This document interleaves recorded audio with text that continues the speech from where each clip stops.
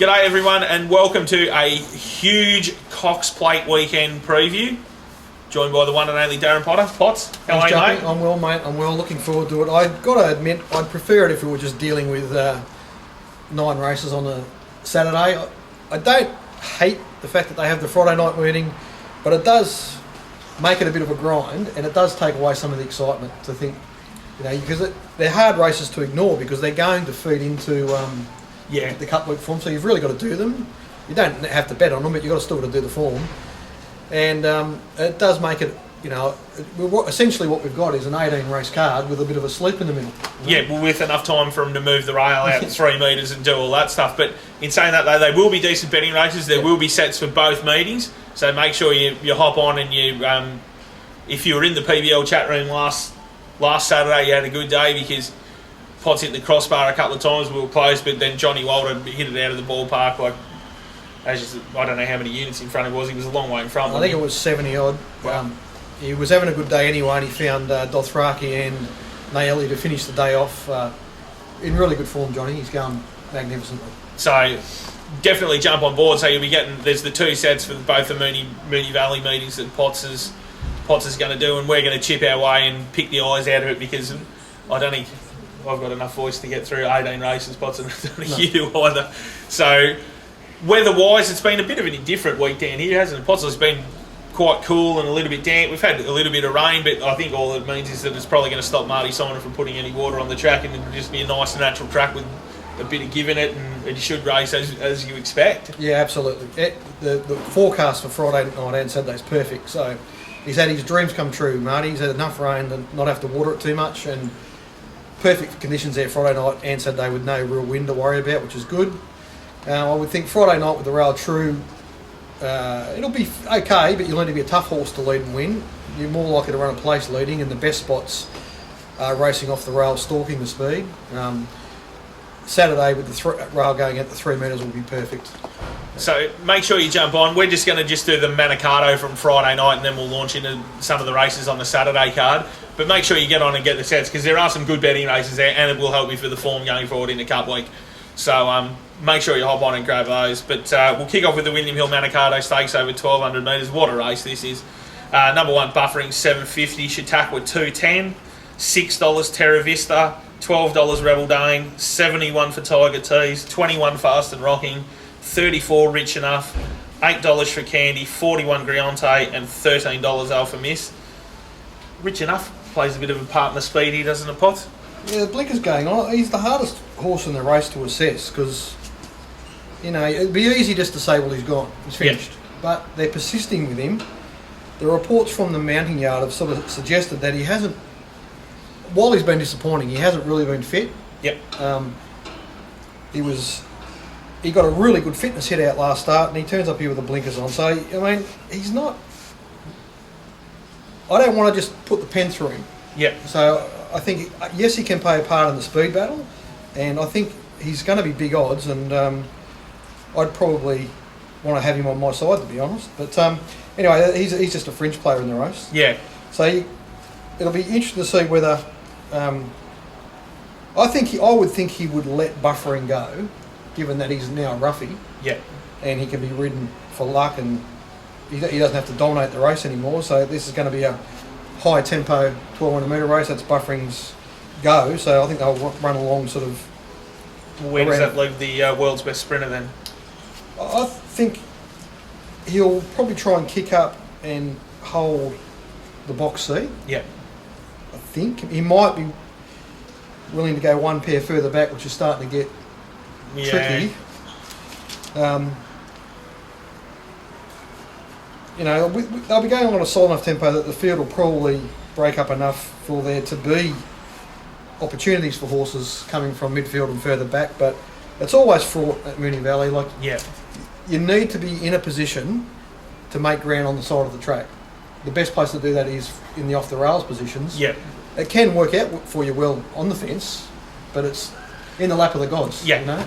If you're coming off that off the rails position, it does take a lot of the luck out of it, doesn't it? You're there making your own luck as opposed to hoping that you get a bit of luck to get through and get the runs you need. And in a rail true, the out wide improving down the side. Yeah. You're not like a lot of tracks covering ground and turning, you're losing. With the camber at Moonee Valley, you don't lose anything, particularly when it's you deal with the rail out. But with the rail true, you don't lose anything. So, tricky situation for James McDonald on Terra Vista. I would think his best chance is to try and hold the box seat. Yep. That's what inside of Rich Enough with buffering going to the front. And Alpha Miss probably coming over to sit on speed. Tiger Tease is an interesting component there because he is Terra Vista stablemate, and they might send him out on a mission. Possibly. I mean, he's struggling for speed these days, but if you dug him up enough, he could probably cause some mischief. Keep him running along at least. Well, he could keep him honest, couldn't he? If he wanted to put him up there as half a pacemaker, they probably could. So I think it's one of those races where there's not going to be a lot between the first four over the line. Yep. And it's all depends on how clean a run Chautauqua gets. I tend to think that with them running along at a good tempo, the gaps will open up here, a bit like they did the other day when he won the 1,000 metre race. I mean, this is a better race, harder field, but they'll string out enough little bit gaps, and Tommy Berry will get his chance to get it off the fence, hopefully get out wide on the side, and that all being the case, he should be too good for him, I would think. So he's an obvious top pick, but he's too short. Yeah, that's what I was going to say. Like, what's his price? Like, I know that's Crown Bet there with 210, but I know the tab was still odds on. Like, in that sort of field, I'd find I love taking odds on chances, but it'd be tough for me to stomach taking that price about him. I can see them, the bookie, the on course boys, and come the time they might want to take half a set against him. He might get 5 to 4.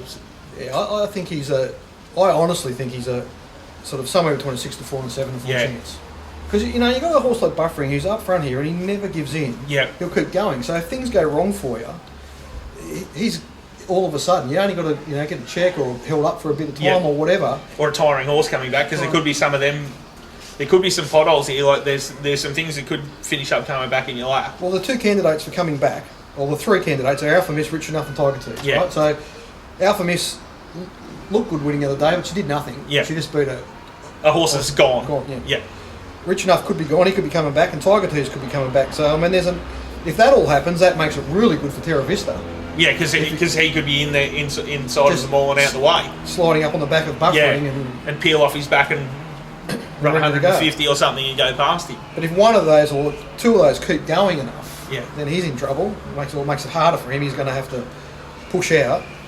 So there are horses coming back here. So it's not a race that I'm going to be getting heavily involved in, because I just sort of think Chautauqua is probably too good for him, and the others are all sort of reasonably well priced. I think that the wild card in the race is Rich Enough, and I could have 1 unit on him at 40 to 1 or whatever. Yeah, and even with the best tote and best speeds, he's still going to. You're right. He's going to be at least 40s, isn't he? Or bigger. Come jump time or the Betfair SP, like something like that's a product that you could use on a horse like him, because he is just going to be a reasonably priced, and who knows, he could pull, like his top end talent could have him right there or thereabouts. Yeah, I'm just saying I'm ignoring his old form, forget that. I'm just going off his current form. He went okay first up, he was slightly better second up, he went into an absolute red hot race third up. It's the best form race of the Rupert Clark so far. He raced on speed there and was torched, and at the 200 he was gone. So what? Like that doesn't matter anymore. That's a good fitness base for this. He's now got a really good fitness base under him. He's got blinkers going on. He's a horse that could put in a peak performance that's around the mark here. Yeah. It's around the mark. So and at a big price. At a big price. So that's all I'm saying. Oh, well, just before we leave Friday night too, as you said, there's some good betting races there. I've done 4 of the earlier races, and I think there's opportunities for betting in all of them. So for those keen to have a bet Friday night, I think there'll be something there for us. Yeah, so grab the set, and you probably have a chance to give yourself a head start for Saturday, build your bank a little bit. It's simply just a time constraint. We don't have the time to go through 18 races, so that's why we're just sort of leaving him, jump on and grab the products, and they'll be all there. So we'll roll over to Saturday, Pots. We'll kick off with race 4, shall we? Yeah, that's perfect. I want to say in race 3, I think there's a really good bet in race 3, but I need to check a few things that I'm not quite 100% sure of it. But I'll say one of the Sydney fillies coming down is really good value. That's all I'm going to say. Well, until I check more things out. But by the time the set goes out, I think I'll be putting a short price beside a horse that's good odds. And then if you're in the chat room, we'll also get the tick off from Warren and the Mounting Yard too, and make sure that everything's in order there. But yeah, by the look of it, there are a couple of that is over the odds, that one. Race 4 is the Telstra Phone Words Stakes over 1200. We've got Holler 340, demonstrates $6. Mawahib at 3, Ability 550, Brockhoff 9, and the rest are all millions. So I think two of the best sprinting 3-year-old races of the recent months have been the one that Bassett won at Caulfield, where Mawahib and Coonaray were there, and then the Mawahib running second to Coonaray race at Moonee Valley. And then Coonaray went off that and won the Blue Sapphire. This is a lead up to the Daniel, isn't it? Like that's that, or is it the Coolmore, the 1200 metre? One of them. Yeah, it's one of those. Yeah. So I just can't see any reason why Mawahib shouldn't be favourite here. So I'm surprised Holler's even close. But Holler's had every chance last week. It was pretty disappointing it couldn't run past the Weir leader. Especially for us that were on it, Pots. That's what ruined our day last week. That was a difference between a decent winning day and putting us in a bit of a hole, which we slowly climbed out of. So yeah, Mawahib just looks, his blinkers come off here, but he'll still race on pace. The tempo doesn't look particularly strong. He'll just sit outside probably Von Vacheron, and he just looks really hard to beat. Through the same race, Ability should be in behind him and try and come after him, but I think he'll have trouble getting past him again. He hasn't been able to get past him in his last 2 tries. Holler's third pick, but I think the other two will beat him pretty clearly. And he's unders by the sound of it, isn't he? Yeah, I can't see that price at all, Holler. Race 4 is the Antler Luggage Crockett Stakes over 1200. We've got Serene Majesty 290, Haybar 6, Harlem River 370, Valley Sweetheart $11. Most of the rest, Miss Gidget 11, Lake Geneva 12, and Tismo View 12. Yeah, I'm just going to play a pretty straight bat here. I'm just going to say that the Caulfield feeds the right form. Yep. In that race, Harlem River started favourite, I think, or close to favourite. I think so. Serene Majesty was a pretty long price and belied her previous disgraceful Randwick run to regain a form. And no one ever asked the trainer what happened at Randwick. What was wrong there, Peter? Which I think is pretty disappointing. Nothing in the steward's report. Just a horse that was very sick in the betting and ran accordingly at Randwick, and then comes out and wins third up at Caulfield. It was $11 and Harlem River was $4.50, $4 favourite. I think those SPs are the right clue here. I think Harlem River was a bit soft that day. She was pretty soft in the betting.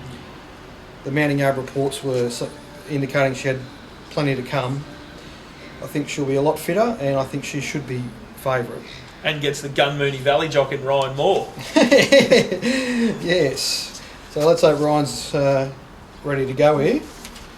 She'll probably sit behind Positive Charge and Miss Gidget. Haybar will be making a nuisance of herself. So it's a little bit game on speed-wise, which will give Serene Majesty a chance to run on again, but she will be a fair way back. And but I think they're the 2 top chances. I think Miss Gidget's a pretty reasonable third pick though, so I could save on her. She looks good odds. Okay, coming off the Seymour Maiden win there. And she had some good form last prep around Fontaton, and she ran some really nice races, a lot of where she was really earning it on speed in fast races. So she's only second up, and she could just sort of, I'm saying it's going to be a fast run race, that'll probably make it hard for her, but it won't necessarily happen that way. If they happen to get good control and can ease the tempo, it could work out really well for her.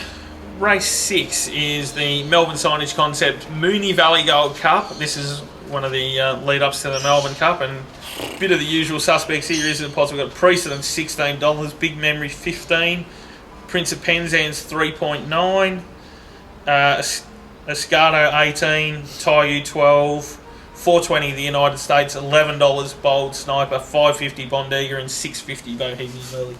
Well, I'm tipping that not many of these will be featuring in the Melbourne Cup. Well, they'll be lucky to run in the prize money in the Melbourne Cup one. If they can run in the top 10, they'll be very happy. They might be aiming for the 2,800 metre race earlier in the day or something. the old Cup Day hurdle, the Last Long Black. Or something. Who knows? Or the Sandown Cup or something like that. Yeah, the Sandown Cup and the Queen Elizabeth. Yeah. These are the Queen Elizabeth horses, really. I've got them all in a group. I haven't got a lot of them are out of form, or have just been going around for practice.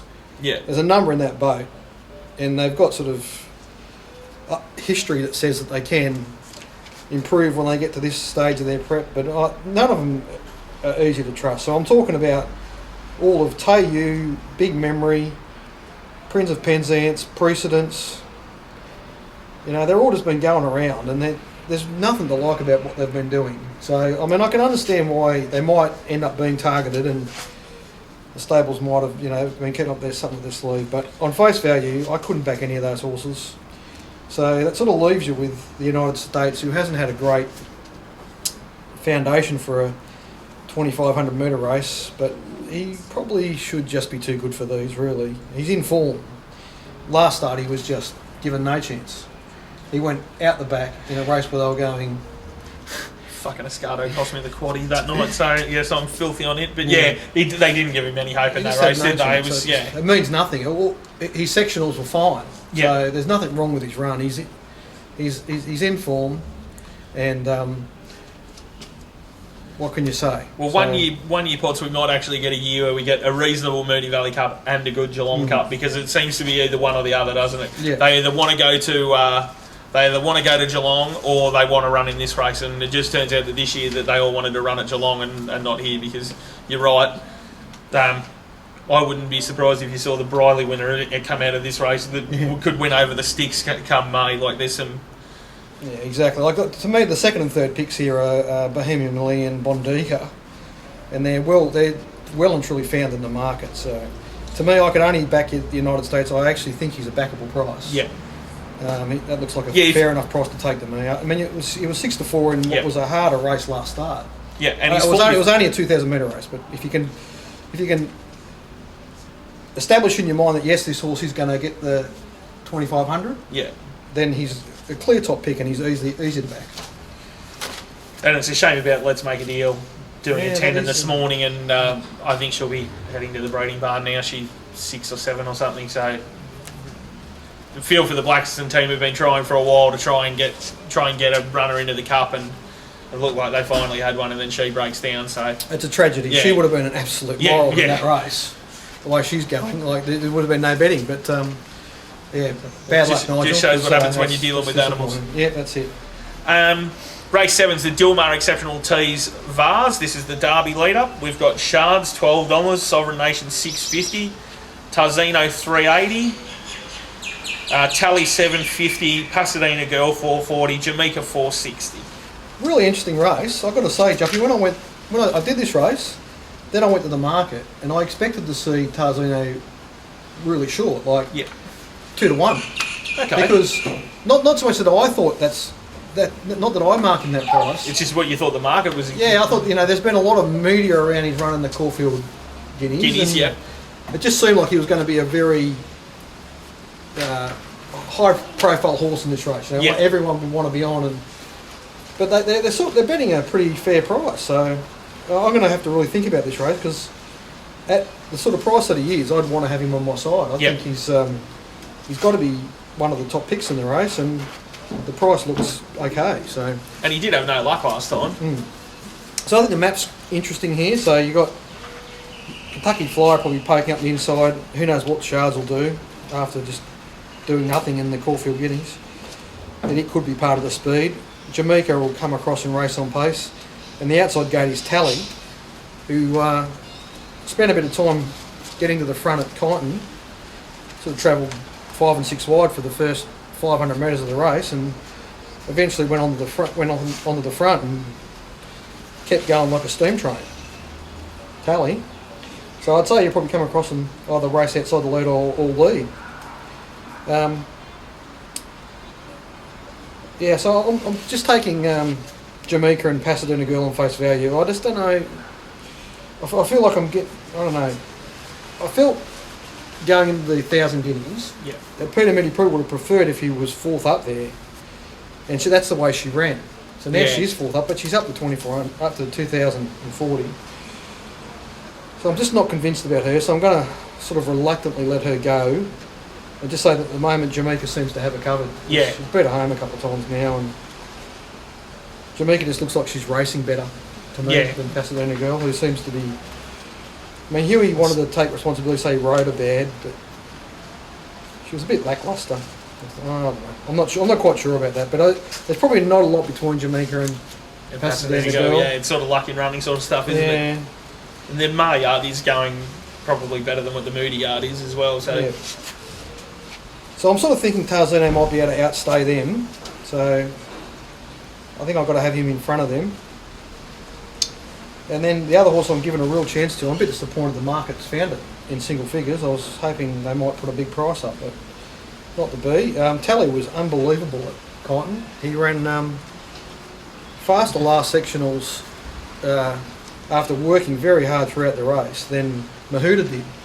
Well, the IVR subscribers would have been able to see from some of that stuff, like that run at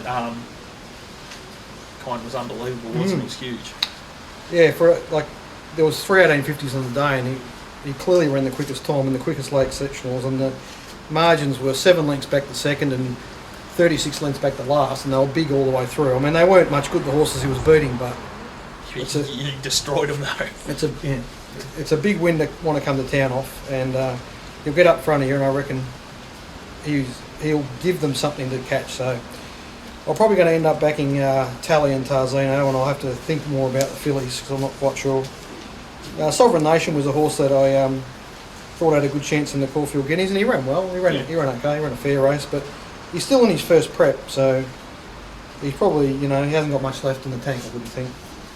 That's really it. Is there anything else you want to... No, race 8's the Schweppes Crystal Mile, over the mile, of course. Lucky Hustler, they put up 380 or something. Did they? Yeah. Tab put him up 380 or 320 or something. It was much bigger than what it was. I think it might have been 320. Well, he's now 225.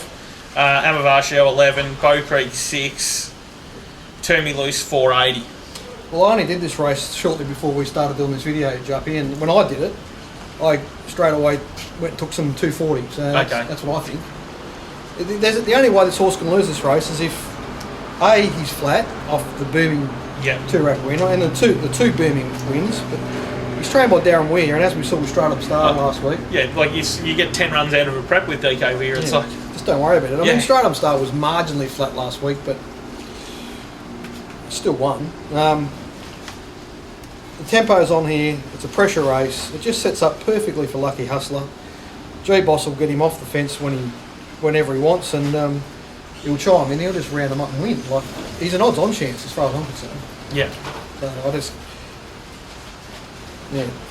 the only possible danger, the only other horse in the race is Turn Me Loose, and I think so. Yeah, and it'll be interesting when they get to Flemington and the handicap, because Lucky Hustler will be giving Turn Me Loose 5 or 6 kilos, so it won't be equal weights. But I just think Turn Me Loose is sort of going to have a few roadblocks in front of him, whereas Lucky Hustler's going to be in a position to make ground when he wants. So, And the other interesting runner is Bow Creek. I think for people looking at him wondering, is he dangerous here? I think he's probably third pick, and his form would line him up pretty. He brings a pretty similar form card and form pattern and profile than it somewhat. Yep. So he's that sort of second tier sort of horse. But it's Lucky Hustler or bust, I think, in the pot. Lucky Hustler's just there's not many horses in the country racing better than him at the moment. Stable's flying, so. I mean, honestly, in that Turak, Disposition particularly, and to a lesser extent Straight Star, Disposition has got the perfect run, was the perfect horse for that day, hit the lead at the right time, and Lucky Hustler just rounding him up. That performance is out of this world. We now move on to the feature, the William Hill Cox Plate over the famous 2040 at Moonee Valley. Just before we kick off with that, boss, big shout out to some newly acquainted friends of yours in the Galagotis boys.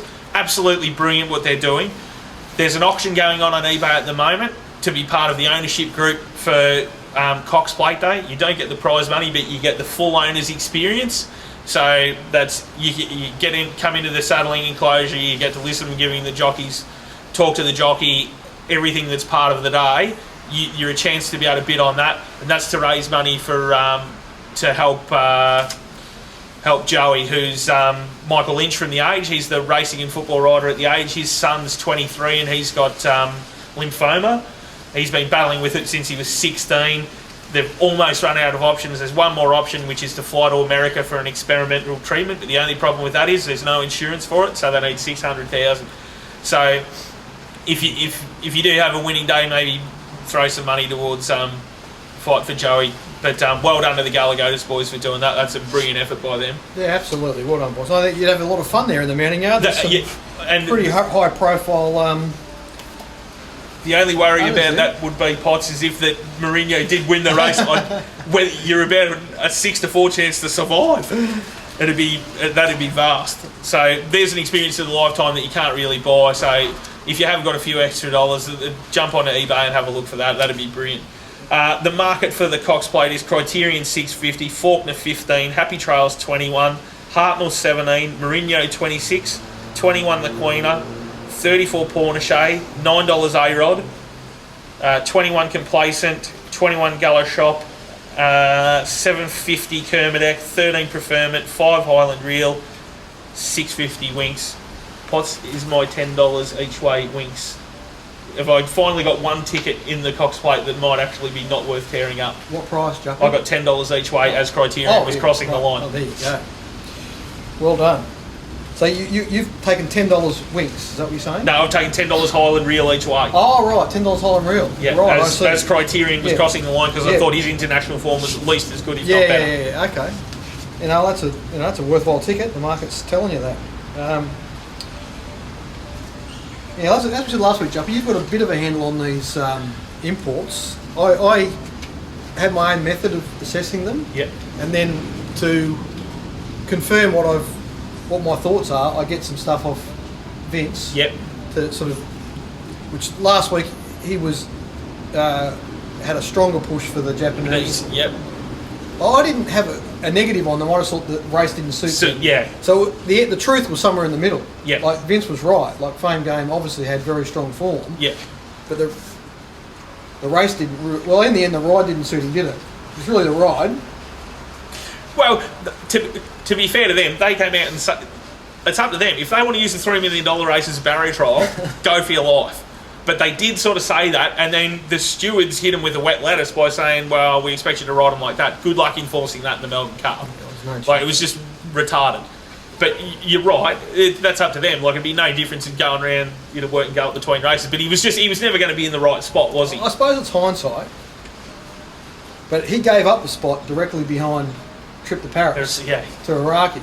If he'd have stayed on Trip to Paris's back, he could have almost got through in the straight and made it really interesting. Well, he's going to finish with Trip to Paris, isn't he?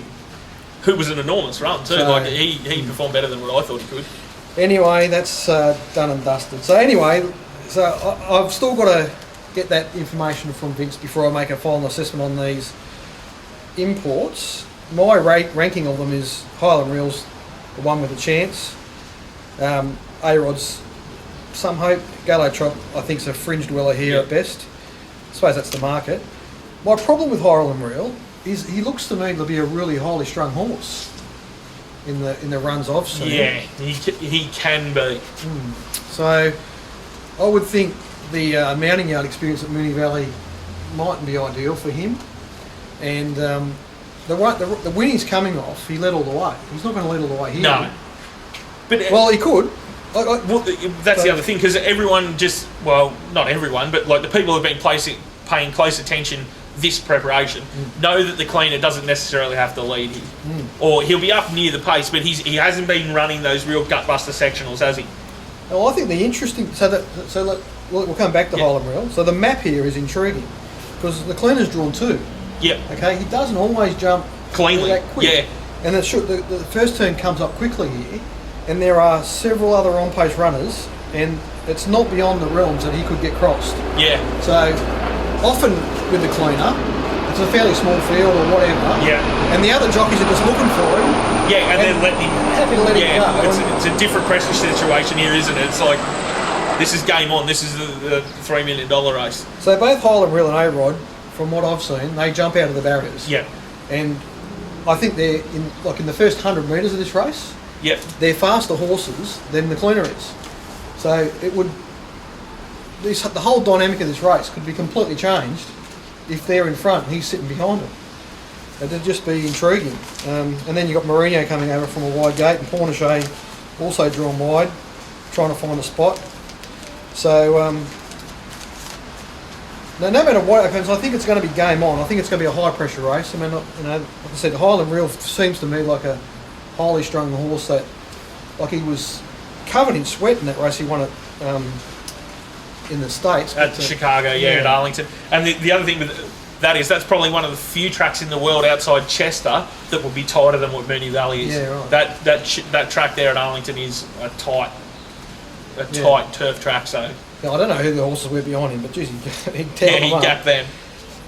Then I'll watch that other race where he raced outside the lead, a bit more of a leisurely race, that Golden Horn one. Yeah. I know you tell me, and you're probably right, that that's the best form in the world. Yeah. But he sort of got busted pretty early there.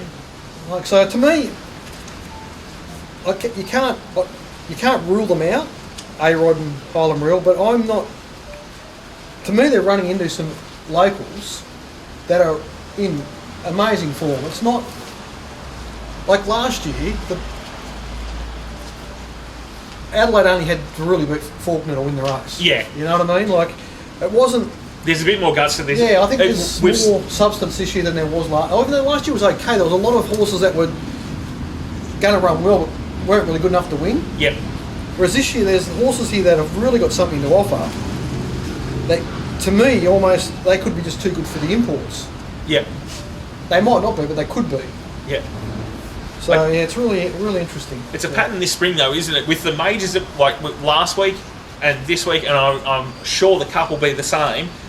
These big races now, it's hard to put the pen through any of them now. Like, the quality's just been unbelievable. Yeah, it's like, you look at this, like, you can probably put I don't know what you think, but I'm sort of discounting Pornichet, and there's a couple of others, maybe, as you say, Gaelic Shop, you can probably put the pen through them, but there's not a whole heap that you can just go, this thing's got none, what's it doing here? They're the Bryce Standaway here for the sandwiches. On raw numbers, mate, I've got 4 lengths between the top pick and the bottom pick. Yeah. So, 4 lengths in a race like this, it means that, there are, it's going to be about who's well ridden and all that sort of stuff. So anyway, at the end of the day, to me, Criterion is the rock solid horse here. His last 2 runs in Australia have been the Queen Elizabeth of 2000 at Randwick, where he was just dominant, he was brutal. And then last week, when he was just too good for him, at the Caulfield Stakes, when he was just... Yeah, he was. He just handled those horses. Like, I know the margin wasn't... It was Happy Trails running second, but Criterion just sort of... Michael Walker Cassius went back, and when he decided to go around him, he went wide, and he just had them beat. Like, he toyed with them, so... And also that run before it, where, like, it doesn't read great, 6 or 7 of York in the Juddmonte International... I can't remember off the top of my head. I know there was an issue. There was a problem. I can't remember whether there was something wrong with the rider or he didn't get covered. There was something that didn't quite fall his way in that race. And when I looked at it, I forgave him off it. Yeah. Hence the reason that, as I said the other week, that I took the $12 after we'd finished filming, because I just thought, he's sort of thrown in this race a bit. Yeah. Well, in the Caulfield Stakes, I let him go because I let the overseas campaign get into my head. This time I'm just ignoring the overseas runs completely. I don't care anything about them. Yep. I'm just saying, of his last 2 runs in Australia, they've both been at 2,000 metres. They've been in the best races there are, and he has won both of them. Like, he has toyed with the opposition. So he's got to be top pick here for me, and he will get a beautiful run in this race. And you know what else I reckon, Potts? I reckon Hayes and Daberdeen might have found half the keys to some of this, especially with some of these older horses. The old school, tip him out, give him the winner off, and then you build him back up in fitness. He's had that European sunshine on his back for 6 months. Yeah. Like, granted, he's been travelling around and you think he hasn't really had a spell. I don't think it matters. No. Like, I know where I'd rather be in the middle. I didn't want to be here in the middle of June when I was getting up punching the truck around and it's -2 when I could have been in. Yeah, whatever they're doing in Europe over there with the sun on me back, I know where I'd rather be. Exactly what you're talking about, Juppy, with these older horses. Yeah. Even when that stable was a bit out of form, they were having a lot of success with horses like Jacqueline Bay, and there was another one. Well, Extra Zero is Extra another one Zero. he's never dropped off consistently when the stable was going awful. There was that. What was the name of that horse that had like about 20 runs in a campaign, and he won like about 5 races. I can't remember, but anyway, like ever since they've opened up the new Lindsay Park at Euroa, they've had these type of campaigns with these older horses, and it's really worked. They've held their form magnificently. So I can't see any reason why this horse won't just absolutely peak. He gets the perfect run, and to me, 650 is a sensational price. And it's being made by the Europeans. So yeah. I'm sort of taking a bit of a long handle to the overseas horses to get criterion where I want him, where I want to price him, and that makes 650 a good price. The danger for me, you know, I completely understand people that will say this is not the right race for Winx. That, you know, she's just sort of done a lot of sort of bludging in races and sprinting home and all sorts of stuff like that. But I'm just look at her, and her last probably 5 runs have been out of this world. She has just done things in the last 600 of races that are just staggering. Like, and she's done it like 5 times in a row. So I can't remember for a long time a run that was as good as that run in the Sunshine Coast Guineas, where she just peeled off. She was like near last in that massive field at the Sunshine Coast on the turn. Flew down the outside. That was like, that really sticks in your mind. She does have. Well, she did it there. Then she did it in the Queensland Oaks, wasn't it? Yeah, she won the Queensland Oaks. She was sort of back, and you're wondering. Yeah, because she was even money favourite or something. She's going to be in the finish, and then she just completely destroyed them. Then first up at Rose Hill in a 1300 metre race, and it looked like she was having a barrel trial at 300. Yeah. Like McDonald had been checked, and he was sort of sitting there like hadn't moved on her. Got her to the outside, and she won that race. And then in the Epsom, Huey looked in trouble there for a while, and she still won comfortably. She's the horse in this race that's got something different to the rest. She's got a booming sprint. She's drawn a gate where she can just conserve all of her energy. Yep. Huey will get her in position, and if she sprints like she has done in the last 5 starts, so she's not got to do anything different she's been doing. Yeah, she'll be right in the. The last time she was beaten, which was 5 runs ago back in the AJC Oaks, she was beaten by Gust of Wind, she was a very solid effort last Saturday in the Caulfield Cup, knowing that she's heading forward to the 2 miles at Flemington. Yeah. Like, the form around is rock solid. Like, all she can do is win. And absolutely. And Winx is a different horse now. I mean, I backed her in the AJC Oaks, and she was woeful. I find it hard to believe what she's done since, but what she's done since is, it's outstanding, really. So I just find it easy to back at a price. She's got something. She's got an ace here to use. So well, she's got that bit of X factor, and she's got that sprint that. I'm saying after I get beyond that, it's really even. So Highland Reel, Kermadec, Faulkner looks a big price to me. Well, I've got another one that I'm a bit fond of, and I can remember this was 2 years ago when I did something with Dallas and Vince. I thought that at 14-1 that I'd have a throw at the stumps at Happy Trails, and I think he ran second that year. Yeah. He could be another one that I could see bursting out of the pack. He'll run an honest race for sure. Like you can't really imagine him finishing more than sort of 2 or 3 lengths from the winner. So he'll be if things go perfectly for him. Like if you're taking exotics, you'd be a fool to leave him out of 3rd and 4th or something like that. Like he really could just. Yeah. Like if he's next to Winx will probably beat him home, but she won't flog him. No, well, he's a very honest horse, and his form pattern is very similar year after year. And he's coming off a terrific run in Caulfield Stakes, where he finished in front of Mongolian Khan. So there you go. So I mean, honestly, great race. They're all interesting runners. I haven't ever mentioned the cleaner. You know what I mean? Like I've got the cleaner wrong all prep. I can imagine people wanting to back him here. So is there I can't see a horse here that people won't want to back. There'll be people that really like Preferment, I would think.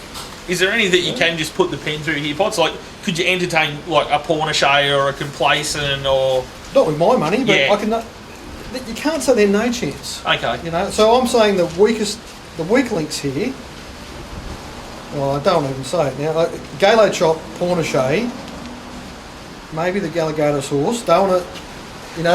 But even then, I tell you what, he deserves his spot here, and I wouldn't be I'd surprised say to see. he's got. I reckon he's got better form than some of those others there. He's come off a great win. Yeah. And you'd imagine he'll get a check. Like, he's such an honest horse, and he loves Moonee Valley. So I'm just saying it's a hard race for him to win. Is what It's like, the thing is, if he was in this form in last year's Cox Plate, it would have been much better for him. Yeah.